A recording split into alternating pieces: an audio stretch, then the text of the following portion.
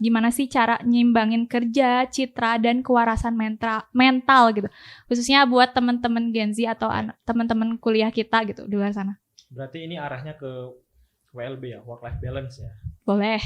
Nah, jadi kalau dari Atorik sendiri yang pertama itu ketika kita mau seimbang nih. Seimbangnya tuh antara kuliah misalkan terus pengen magang atau pengen project di luar, yang pertama pasti manajemen waktu. Time management. Tapi buat bisa melakukan time management atau manajemen waktu itu perlu namanya jam terbang. Tapi gini, bunda saya tuh selalu ngajarin kalau kita tuh jangan hanya lihat dia dari prestasinya aja, tapi kita lihat dari proses gimana cara dia mencapai prestasinya. Itu pasti kan susah kan, sulit gitu. Jadi kita harus lihat itunya.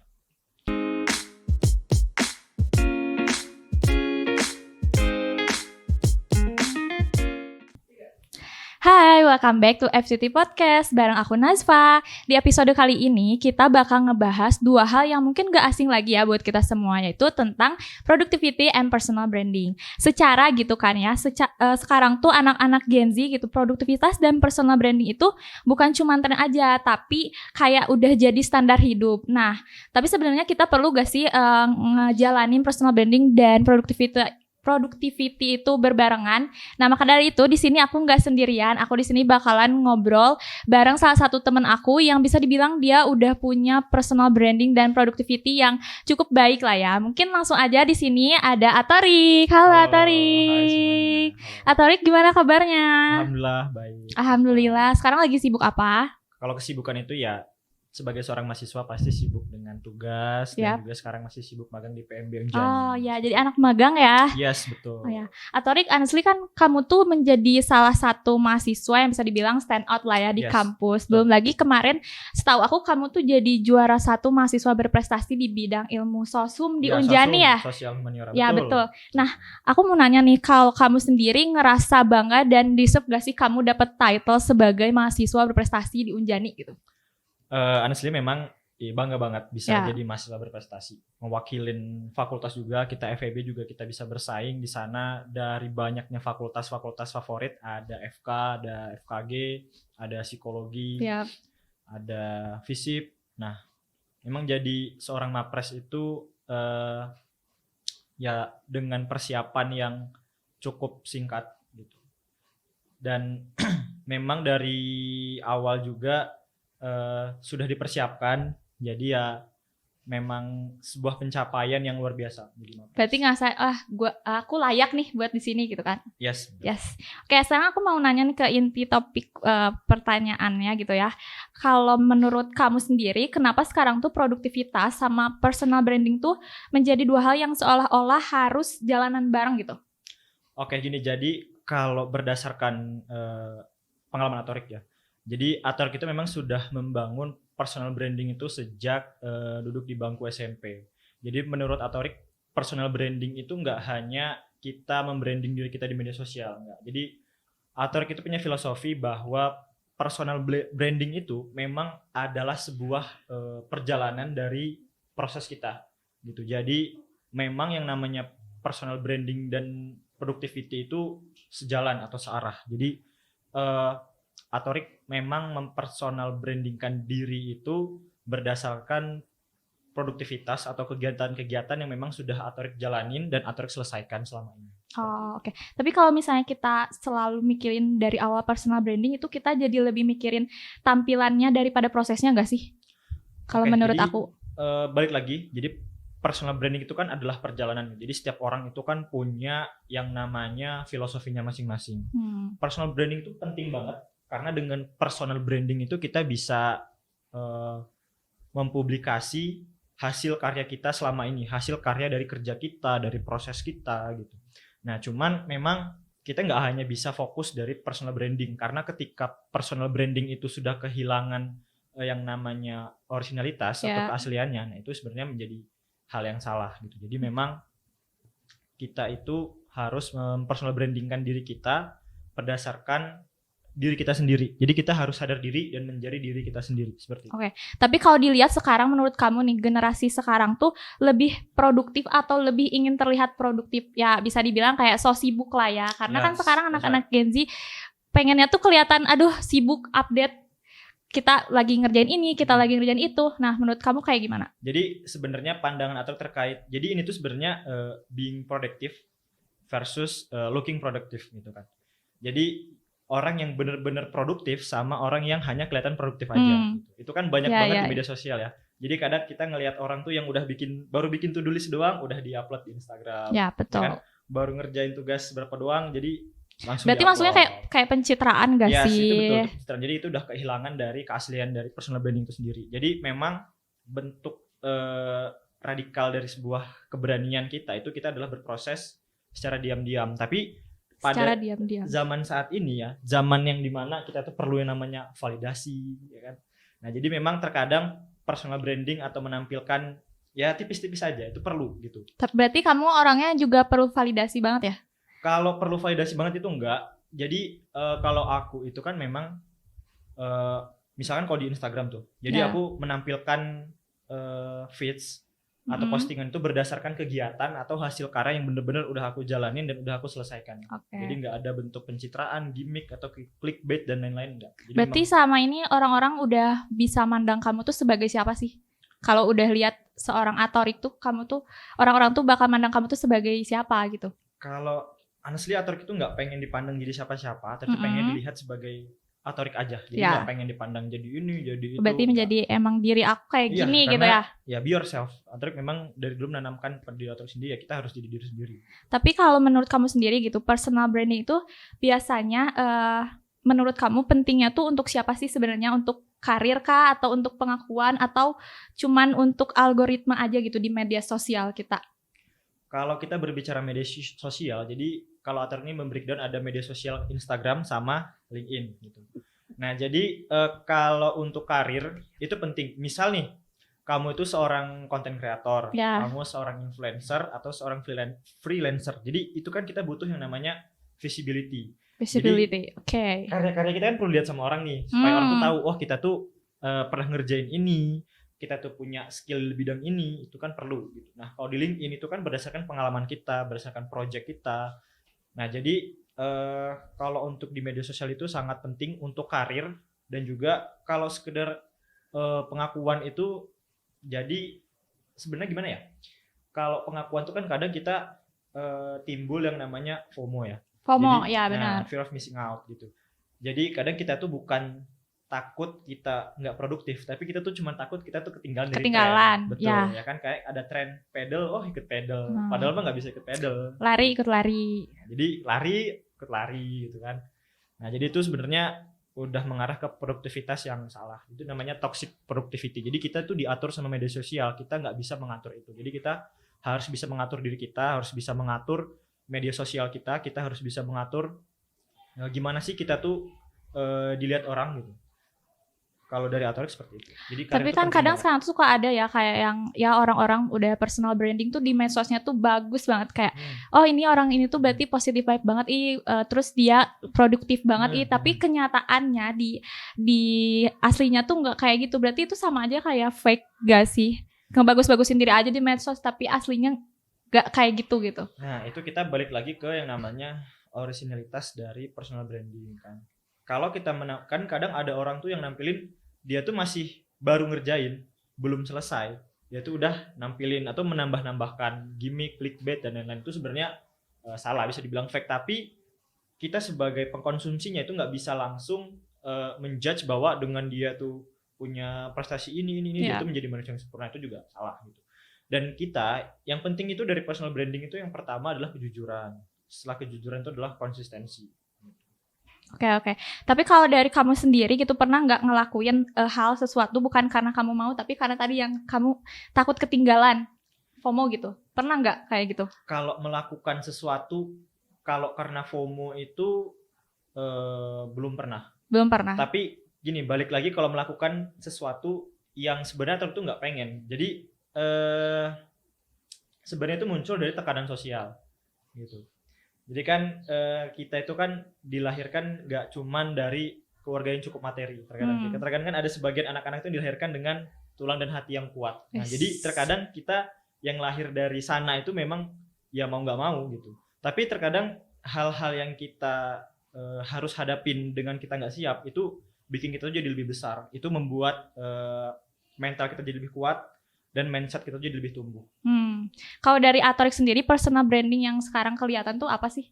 Kalau personal branding yang kelihatan ya sebenarnya Atorik nggak mempersonalkan branding diri Atorik itu sebagai siapa-siapa ya. Kalau sekarang pasti yang terpersonal branding di orang-orang pasti ya nggak mungkin lagi pasti Mapres kan. Ya gitu. ya Itu Mapres. Ya itu Atorik nggak bisa menghindari itu gitu ya. Atorik harus terima gitu. Oh ya. Kalau dari Atorik pernah dengar gak budaya hustle atau hustle culture? Ya, itu. Ya. Yang dia tuh kerja aja biar kelihatan ini orang aduh ini biar banget lah workaholic banget gitu. Pernah gak kayak ngerasain hal itu gitu?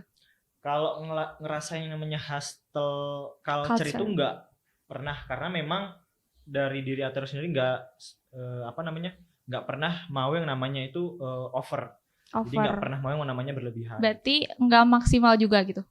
Kalau dibilang nggak maksimal nggak. Jadi kita tuh harus bisa mengontrol diri kita, harus bisa mengontrol waktu. Karena hal-hal yang berlebihan itu biasanya nggak baik. Gitu. Tapi berarti kalau misalnya, maksudnya kayak di lingkungan sekarang gitu ada banyak hustle culture kayak gitu. Pandangan kamu terhadap hustle culture gimana? Ada positifnya, ada negatifnya. Ada positifnya. Yes. Kalau positifnya itu kita yang lahir dari orang-orang biasa, kita jadi punya power. Kita jadi bisa nunjukin bahwa kita tuh bisa dengan kerja keras gitu. Itu positifnya. Nah, negatifnya itu ketika kita sudah melakukannya secara berlebihan, nah itu kan jadi bumerang lagi buat kita seperti itu. Jadi dengan seperti itulah hal-hal tadi kayak takut ketinggalan, terus gimmick, clickbait dan lain-lain, FOMO. Nah dari situ tuh muncul kalau kita melakukan hal itu berlebihan. Tapi kadang kalau misalnya kita FOMO juga itu nggak selalu buruk gak sih? Maksudnya kan ketika orang lagi mencoba untuk melakukan sesuatu gitu ya yang berbeda dan pengen, kan itu awalnya dari kita ikut-ikutan, ya gak sih? Kalau dari Atorik pernah gak kayak ikut-ikutan apa gitu? Kalau ikut-ikutan sendiri sih Atorik belum pernah. Karena memang Atorik udah jadi membangun diri itu dari SMP karena pengen masuk Akmil, jadi semua itu udah terstruktur dari gitu. Akmil. Jadi nggak pengen. Jadi yang paling penting itu adalah membangun pondasi dari diri kita sendiri. Kayak kita tuh harus punya pendirian gitu. Jadi Atorik itu selalu berjalan berdasarkan pendirian, tapi nggak selalu gitu. Terkadang kalau misalkan ada masukan-masukan dari orang tua, dari keluarga, itu pasti diterima.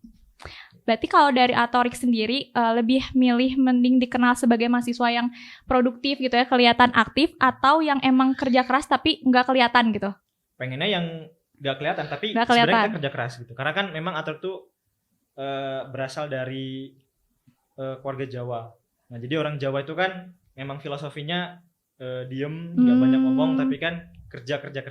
Nah memang kalau Atorik sih memang punya moto hidup itu memang seperti itu. Oh, tapi kan kalau misalnya nggak kelihatan ya gimana orang mau tahu gak sih? Kayak tadi kan balik lagi ke personal branding kamu. Branding, betul. Nah gitu. kalau Atorik makanya kalau di Instagram juga Atorik tuh nggak pernah yang sampai story itu sampai titik nggak pernah. Jadi memang yang udah Atorik jalankan, udah selesai. Jadi tipis-tipis aja. Tipis-tipis lah ya. Tipis-tipis aja. Tapi kalau ngomongin pencitraan lagi ya, menurut Atorik bedanya apa sih dari personal branding sama pencitraan, biar ya kita semua tahu lah ya apa bedanya gitu dari personal branding sama pencitraan gitu. Kalau pencitraan kan pasti banyak dilebih-lebihkan. Pengen kelihatan, aku tuh pengen kelihatan gini, aku pengen kelihatan baik. Akhirnya kan memanipulasi keadaan, memanipulasi orang. Nah itu pencitraan kan nggak baiknya di situ. Jadi itulah yang sebenarnya dibilang fake tadi. Kalau personal branding itu kan kita membranding diri kita itu berdasarkan diri kita sendiri. Ibaratnya tuh sebenarnya pencitraan sama personal branding itu nggak jauh. Sebenarnya personal branding itu adalah bentuk pencitraan tapi kita sadar diri. Sedangkan berarti personal branding tuh lebih halus, bentuk ya, halusnya pencitraan bentuk gitu halusnya. Ya. Tapi itu penting di zaman sekarang ya. Penting. Oke, apalagi sekarang sosmed lah ya. Ya betul. Apa ke sosmed kita kan pasti lihat kemasan dulu, nggak langsung lihat isinya. Gitu. Lihat awalnya. Tapi kadang suka ada loh personal branding yang emang negatif, ngerti gak sih? Ketika emang kita tahu orang itu tuh personal brandingnya kayak buruk lah istilahnya. Jadi Hmm. bukan selama ini tuh personal branding tuh nggak selalu yang baik-baik, Baik-baik. tapi ada yang buruknya juga kayak gitu. Itu pasti ada, tapi kan balik lagi itu pasti dari kegiatan-kegiatan dia yang udah dilakukan di masa lampau kan, makanya dia terpersonal branding jadi negatif. Mungkin dia di masa lalu tuh ngelakuin kegiatan-kegiatan yang menurut pandangan masyarakat itu negatif, ya akhirnya dia terpersonal branding jadi seperti itu. Kalau dari Atorix, media sosial itu berpengaruh banget gak Oh, buat sangat berpengaruh. sekarang Berpengaruh banget. berkarir ya, walaupun masih mahasiswa tapi kan emang mungkin butuh. Betul. Jadi the power of personal branding tuh dari media sosial. Jadi pengalaman Atorik itu pernah, jadi ketika Atorik pertama kali bikin LinkedIn, jadi masukin semua kegiatan, project, pengalaman, itu pernah ditawarin untuk jadi manajemen trainee. Cuman posisinya pada saat itu memang kan masih belum lulus, masih semester 4. Jadi masih itu pada masa itu Atorik masih nolak, belum mau ikut. Nah, itu salah satu bentuk bagusnya personal branding dari media sosial gitu. Kan sekarang tuh udah ada LinkedIn sama Instagram, cuman kan pendekatannya pada saat ini memang kebanyakan pakainya Instagram, TikTok. Nah, kalau Atorik memang concernnya itu di Instagram dan LinkedIn. Berarti kalau misalnya kamu nggak mainin sosmed ya atau LinkedIn kayak gitu, misalnya ya dalam 1 bulan gitu, kayak ngerasa kehilangan eksistensi atau peluang nggak? Enggak, karena Atorik itu mau menampilkan diri Atorik ketika Atorik ada kegiatan aja. Kalau nggak ada kegiatan, Atorik nggak akan nampilkan apa-apa, nggak masalah. Oh kayak gitu. Yeah. Berarti maksudnya kayak ketika emang lagi mau aja gitu, baru ditampilin atau gimana? Kalau dibilang lagi mau aja sih jarang. Jadi maunya itu ketika Atorik lagi ngerjakan project nih, misal kita kerjasama sama Pemkot Cimahi kemarin survei, nah itu ditampilin kan. Itu kan memang hasil karya kan, kita harus mencari data, kita harus negosiasi sama manajer-manajer hotel atau restoran gitu. Nah, itu kan merupakan bentuk prestasi kita, karena di zaman sekarang itu kan mahasiswa itu fokusnya kan IPK dan IPK. Jadi kalau Atar tuh memang punya pendirian, boleh kita punya IPK bagus, tapi kita nggak boleh lupa juga sama non akademiknya. Jadi gimana caranya kita balance, mengimplementasikan hasil kuliah kita, hasil teori-teori yang udah kita pelajarin itu ke dunia nyata. Itu penting banget. Berarti Atorik ini dari akademik dan juga non akademiknya juga jalan ya? Betul, memang untuk itu membangun personal branding dan produktivitas kamu gitu. Jadi itu memang udah didikan dari orang tua. Jadi dulu orang tua kan memang lulusan dari Unjani juga, bunda tuh lulusan dari Unjani, dari FISIP. Nah, jadi bunda itu selalu ngajarin bahwa kita itu harus selalu balance, baik itu dunia dan akhirat, baik itu akademik dan non akademik, dan yang lain-lain juga itu memang harus balance. Jadi memang udah dari kecil tuh terdidiknya seperti itu. Oke.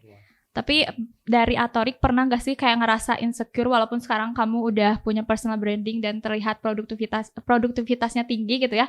Kayak insecure ngelihat pencapaian atau produktivitas dari orang lain yang mungkin lebih terstruktur gitu daripada kamu?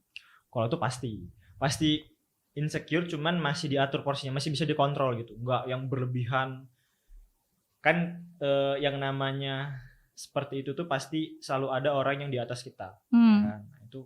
Tapi gini, bunda saya tuh selalu ngajarin kalau kita tuh jangan hanya lihat dia dari prestasinya aja, tapi kita lihat dari proses gimana cara dia mencapai prestasinya. Itu pasti kan susah kan, sulit gitu. Jadi kita harus lihat itunya, nggak bisa lihat positifnya aja. Oh, oke. Tapi kalau menurut Atorik, dari membangun personal branding dari awal banget tuh susah atau enggak sih? Dan mungkin caranya tuh kayak gimana sih? Kalau yang namanya membangun tuh pasti susah, karena kan kita perlu fondasi yang kuat dari diri kita sendiri. Kita tuh harus pertama tuh punya pendirian, punya niat, dan punya tujuan. Jadi sebenarnya personal branding dan produktivitas kan di awal tuh kita bilang tuh sejalan dan searah ya. Jadi yang penting itu bukan seberapa banyak kita produktif, tapi seberapa terarah produktivitas kita. Seberapa terarah produktivitas. Iya, kita harus punya arah, kita harus tahu kita tuh mau kemana. Jadi kita nggak produktif sekedar produktif aja, kita ngerjain sesuatu tapi kita nggak punya arah gitu. Tapi yang paling penting tuh ya tadi arahnya. Itu pertama kalau kita membangun personal branding. Tapi kalau misalnya membangun personal branding gitu, bisa nggak sih kita tuh jadi kuat tanpa kehilangan diri sendiri?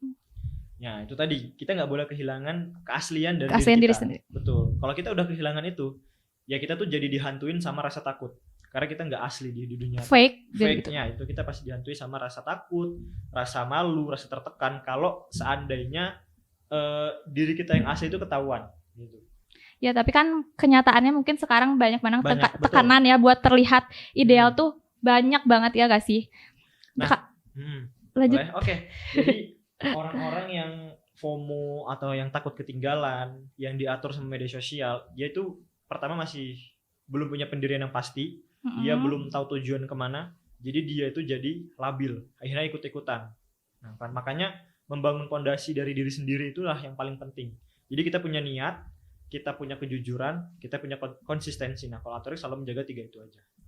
Tapi ada temen aku juga yang emang dia tuh ikut-ikutan, tapi ternyata dia tuh sekarang udah gimana ya, udah punya personal branding yang bagus gitu. Nah itu kan berarti nggak selalu ya kalau misalnya kita ikut-ikutan tuh buruk lah ya istilahnya kayak gitu. Itu contohnya siapa? Ada, pokoknya teman lama aku. Teman lama. Ya, betul. Jadi gimana ya? Kalau kita berbicara ikut-ikutan, ya terkadang ada memang kayak gitu pada kasusnya, kan nggak semuanya kita tuh sempurna ataupun terstruktur itu kan. Itu nggak salah, cuman mungkin pada perjalanannya dia memperbaiki dirinya, kan kita nggak tahu. Kita kan nggak tahu dasarnya itu seperti apa, kita hanya melihat permukaannya. Mungkin awalnya dia ikut-ikutan tapi dia jadi berubah, dia punya growth mindset. Nah dari situ mungkin dia berbalik buat serius. Nah, mungkin dari situ dia bisa jadi sukses. Oke. Kalau aku mau nanya lagi nih, kalau misalnya menurut kamu citra itu bisa kayak menipu kita gak sih? Citra tadi balik lagi. Dalam hal apa dulu nih citranya? Ya misalnya kayak pencitraan lah yang tadi yang awal aku kasih tahu kayak gitu. Ya, oke. Yang namanya pencitraan ya pasti bisa menipu gitu. Karena kan kita udah banyak memanipulasi. Ya. Gitu. Kalau di hidup kamu sendiri ada gak momen-momen kayak gitu? Momen pencitraan? Kayak ngerasa mungkin kamu ngerasa bersalah. Sebenarnya aku tuh nggak gini, tapi harus kayak gini. Kalau dari diri aku sih honestly nggak pernah kayak gitu, karena memang aku orangnya introvert kan, nggak extrovert yang harus menampilkan diri aku ke halayak ramai, enggak. Jadi aku memang sebenarnya pengen kelihatannya tuh ya biasa-biasa aja, pendiam gitu, nggak pengen kelihatan yang wah. Gitu. Nah, tadi kan kamu tuh sebenarnya tuh aktifnya tuh bukan cuma di akademik aja ya, atau ya. Betul. Kamu tuh kayaknya pernah ikutan lomba juga, pernah? Ikutan lomba-lomba pernah. organisasi, riset, magang, penelitian project, sama dosen penmas, dan sebagainya. seminar. Nah, gimana nih kalau misalnya ada orang yang ngerasa kalau misalnya kamu tuh nggak gimana ya, malah ngurusin urusan pribadi kamu daripada berkontribusi dalam misalnya dalam organisasi tersebut gitu. Kamu gimana pandangan kamu? Enggak, bentar. Ini maksudnya dalam sebuah organisasi. Iya, misalnya kamu tuh banyak ngambil kegiatan lah istilahnya. Ya, terus ada yang ngerasa kalau misalnya fokusnya sama diri sendiri. Nah, kamu bakalan kayak gimana tuh? Apa kayak introspeksi atau kayak gimana gitu? Yang pertama pasti evaluasi. Dan terkadang kita tuh butuh pendapat dari orang lain juga. Kita kan butuh cermin kan. Kita nggak bisa menilai diri kita sendiri, karena kita harus tahu diri kita tuh dari orang lain seperti apa. Itu pastinya perlu. Nah, terus yang namanya organisasi itu kan ada namanya ketua, ada yang namanya staff kan. Betul. Bukan ketua, pemimpin lah, leader. Nah, jadi sebagai seorang ketua seharusnya kalau misalkan sudah tahu, ini kita perspektifnya dari ketua dulu ya, nanti baru dari si orangnya. Yeah. Kalau dari ketua sih harusnya kita melakukan pendekatan persuasif dulu. Jadi kita nggak bisa langsung menjudge, wah kamu kayak gini, kamu salah nih, kamu ini, nggak bisa. Gitu. Nanti lama-lama malah anggotanya pada kabur. Gitu. Nah terus kalau misalkan dari sisi yang orang yang tadi kamu bilang seperti itu ya, harusnya sadar diri, harusnya. Gitu. Jadi ya inisiatif. Betul. Tapi dari Atorik pernah ngalamin hal tersebut gak? Kalau ngalamin hal gitu pasti pernah. Karena kan memang Atorik banyak kegiatan. Iya. Nah terkadang jadi kalau kita berada di dua kegiatan yang penting, jadi tuh salah satu tuh para rebut-rebut. Nah itu yang bingung. Terkadang kita tuh bingung mau ngambil keputusan tuh harus ikut yang ini. Yang penting yang mana sih yang gitu penting kan. yang mana. Terkadang kalau kita ikut yang ini, nanti yang ini gimana? Terus ikut yang ini gimana? Gitu. Ya. Nah, itu berarti gimana caranya itu kamu dilema. ngatur? Itu kita mau nggak mau harus menerima karena itu adalah konsekuensi. Iya. Kita mau diomongin seperti apa, kita mau dibilangin seperti apa, itu adalah konsekuensi karena kita udah milih jalan itu. Tapi balik lagi kita harus introspeksi. Jadi kita udah tahu salah kita nih di mana, tinggal kita perbaikin kayak gitu. Oke, sekarang kalau dari Atorik, kamu tuh lebih takut dianggap males atau dianggap kayak ya udah biasa-biasa aja lah jadi orang? Pasti lebih takut dianggap pemalas dong. Kalau biasa-biasa aja memang Ator tuh biasa-biasa aja sebenarnya. Biasa-biasa aja. Nothing special. Berarti pengen selalu nggak kelihatan males lah ya? Jangan sampai, maksudnya ya apalagi kita cowok kan gitu. Ya. Cowok itu kan menjadi pencari nafkah ya nggak boleh males-malesan gitu. Tapi kalau menurut kamu sendiri nih jadi mahasiswa berprestasi itu soal kerja keras, koneksi, branding, atau keberuntungan kamu aja? Nah, boleh diceritain nggak? Oke, kita mau cerita dikit nih tentang Mapres ya. Nanti boleh.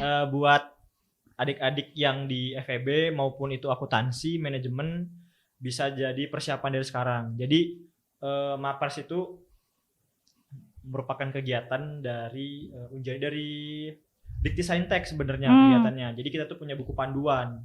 Nah, jadi Mapres itu di awal kita itu ditawarin dulu di tiap prodinya. Setelah ditawarin, nah nanti kita tuh diseleksi. Ya. Jadi seleksinya itu yang pertama itu ada capaian unggulan, itu besarnya itu 45%. Capaian unggulan itu dari prestasi kamu. Jadi capaian unggulan itu nggak mesti sertifikat kamu lomba, kamu juara 1, kamu lomba perorangan, nggak. Jadi kamu ikut pengmas, kamu jadi ketua organisasi, itu bisa jadi salah satu capaian unggulan. Nah setelah itu udah dilewatin, nah kita ini sekarang masuk ke gagasan kreatif. Jadi kita buat gagasan kreatif itu nanti kita presentasikan. Setelah itu ada yang namanya tanya jawab. Nah terus dari situ bahasa Inggris. Nah pas di bahasa Inggris ini kita harus mentranslate gagasan kreatif kita. Kreatif idenya itu ditranslate. Nanti kita sama presentasi, terus kita tanya jawab seperti sidang. Nah sudah selesai, sampai situ setelah itu TOEFL. Nah kalau yang presentasi bahasa Indonesia tadi itu besaran nilainya itu 35%, kalau yang bahasa Inggris itu 25% akumulasinya. Jadi Mapres itu nggak hanya dilihat dari prestasinya aja, Mapres itu nggak hanya dilihat dari IPK-nya aja, tapi kombinasi dari prestasi akademik dan non-akademik, dan benar-benar kita tuh dites langsung sama orang-orang yang berkompeten. Berarti emang pure di tes gitu kan, saat itu nggak harus lihat dari seberapa besar IPK kamu, seberapa banyak lomba-lomba yang kita ikutin gitu kan ya. Betul. Jadi jangan langsung minder. Tapi pertama itu Atorik rasa minder tuh ada dikit. Nah tapi Atorik bisa ngontrol dari Atorik bahwa kita tuh harus percaya sama diri kita sendiri supaya nggak jadi beban. Karena ketika kita udah nggak pede, itu jadi beban, kita nggak bisa ngeluarin semua potensi kita. Kayak gitu. Nah terus Mapres itu nggak kadang kan pandangan orang tuh, wah kamu nih Mapres masa kayak gini aja nggak bisa, wah kamu nih Mapres. Nah jadi Mapres itu bukan superhero, bukan manusia sempurna. Mapres itu juga manusia pernah ngelakuin kesalahan, kita pernah salah langkah, kita pernah dapat nilai yang kurang bagus, kita pernah gagal. Oke, berarti emang ya keren banget lah ya kamu karena udah bisa ngelewatin tahapan-tahapan untuk seleksi Mapres itu ya. Karena kan saingannya bukan cuman di fakultas aja, tapi juga di Seunjani ya, Seunjani. Oke, mungkin terakhir ya dari aku pengen ada last statement dari kamu gitu buat gimana sih cara nyimbangin kerja, citra, dan kewarasan mental gitu. Khususnya buat teman-teman Gen Z atau teman-teman kuliah kita gitu di luar sana. Berarti ini arahnya ke WLB ya, work life balance ya. Boleh. Nah, jadi kalau dari Atorik sendiri yang pertama itu ketika kita mau seimbang nih. Seimbangnya tuh antara kuliah misalkan terus pengen magang atau pengen project di luar, yang pertama pasti manajemen waktu. Time management. Tapi buat bisa melakukan time management atau manajemen waktu itu perlu namanya jam terbang. Jadi memang kita harus terbiasa dulu nih supaya kita bisa gitu. Jadi kita nggak bisa langsung ujuk-ujuk jadi nggak. Pasti di awal tuh pasti ngos-ngosan dulu, pasti betul. Banyak yang miskom, itu pasti terjadi, nggak mungkin nggak terjadi gitu. Nah terus kalau untuk keseimbangan tuh balik lagi pada diri kita. Di awal tuh kita harus punya tujuan, kita harus punya niat. Jadi semua kegiatan kita tuh terkontrol. Kita tuh tahu arahnya harus kemana. Ketika kita mau kuliah tuh prioritasnya seperti apa. Ketika kita mau di luar tuh prioritasnya seperti apa. Jadi kita harus bisa buat skala prioritasnya dulu nih. Yang paling penting yang mana? Misalkan kuliah, habis kuliah apa? Kuliah magang, habis magang misalkan mau ikut organisasi ekstra itu silahkan gitu. Jadi kita harus tahu nih arahnya tuh kemana dulu gitu. Setelah tahu arahnya kemana, kalau misalkan teman-teman punya, kan orang tuh kadang punya banyak teknik ya buat kayak gitu, ada to do list, ada journaling gitu. Tapi kalau memang dari Atarik sendiri, Atarik tuh nggak pakai to do list, nggak pakai journaling. Jadi memang udah karena terbiasa dari SMP sampai SMA dan sekarang kuliah, jadi itu udah memang terotomatisasi. Tapi balik lagi, kalau misalkan jam terbangnya belum banyak, jangan coba-coba. Bisa pakai to do list, bisa pakai jurnal tuh bisa. Karena Atarik juga di awal to do list, cuman to do listnya tuh ya udah di awal aja, nggak dilanjutin gitu. Makanya harus terbiasa dulu, harus punya arah. Jadi intinya bukan sebanyak apa kamu melakukan sesuatu, tapi ketika kamu melakukan sesuatu tuh sesuatunya itu tepat sasaran. Itu lebih penting. Jadi nggak membentuk yang namanya toxic productivity. Nah, oke. Berarti harus yang pertama ya harus terbiasa dan juga punya arah lah ya, yang pertama. Kita harus tahu kemana, kita harus tahu kita mau ngapain. Jadi biar nggak salah langkah. Karena kalau nggak ada itu ya kita juga nggak tahu ya mau kemana nih ke depannya kayak gitu. Akhirnya kan tadi jadi nggak balance gitu. Ya, betul.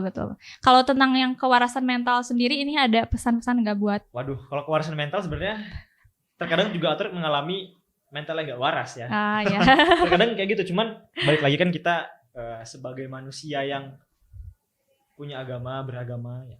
Pasti kita balik ke Tuhan kita, pasti ibadah itu salah satu bentuk ya buat kita menurunkan stres. Jadi kita bisa kontrol kewarasan mental kita. Jadi sebenarnya kewarasan mental itu selagi kita dalam pendirian kita nggak ikut-ikutan, itu mental kita pasti waras gitu. Karena kan yang bikin nggak waras tuh karena takut ketinggalan, akhirnya stres, kepikiran, banyak pikiran, akhirnya kita nggak mikirin kegiatan kita, malah kita nggak fokus kuliah. Nah itu yang bikin jadi mentalnya nggak waras. Terus kalau misalkan kita tuh takut ketinggalan, jadi karena kita takut ketinggalan, kita terus ngikutin kegiatan orang nih di medsos. Kita ngikutin, akhirnya kita membandingkan diri kita dan membandingkan pencapaian kita. Nah itu yang bikin kita tuh jadi nggak waras, malah banyak pikiran. Nah dengan nggak banyak pikiran, dengan banyaknya kita memikirkan sesuatu yang nggak penting, itu tuh bisa jadi buat kita nggak fokus, terus bisa jadi buat kita tuh nggak disiplin. Jadinya kita tuh diatur, bukan kita yang ngatur. Jadi kita tuh harus bisa ngatur diri kita, harus bisa manage diri kita, harus bisa manage waktu kita. Tapi itu tuh perlu jam terbang, perlu dilatih, perlu disiplin. Jadi tipis-tipis aja dulu, pelan-pelan aja dulu. Jangan langsung aku pengen jadi ini tapi langsung pengen jadi, nggak bisa. Harus dilatih dikit-dikit. Jadi namanya tuh snowball effect. Dari kegiatan kecil, dari hal kecil, tapi kamu bisa bikin atau bisa kasih impact yang besar. Ya. Oke, mungkin sangat menarik lah ya cerita dan sharing-sharing sama kamu kali ini. Mungkin buat teman-teman boleh nih yang pengen tahu gimana sih cara personal branding dan membangun produktivitas yang baik, boleh nih nonton video kali ini. Oke, mungkin sekian video kali ini. Kalau kalian suka sama video kali ini, jangan lupa share ke teman-teman kalian supaya nggak ketinggalan episode selanjutnya. See you next episode. Bye-bye. We dive deeper, you rise higher.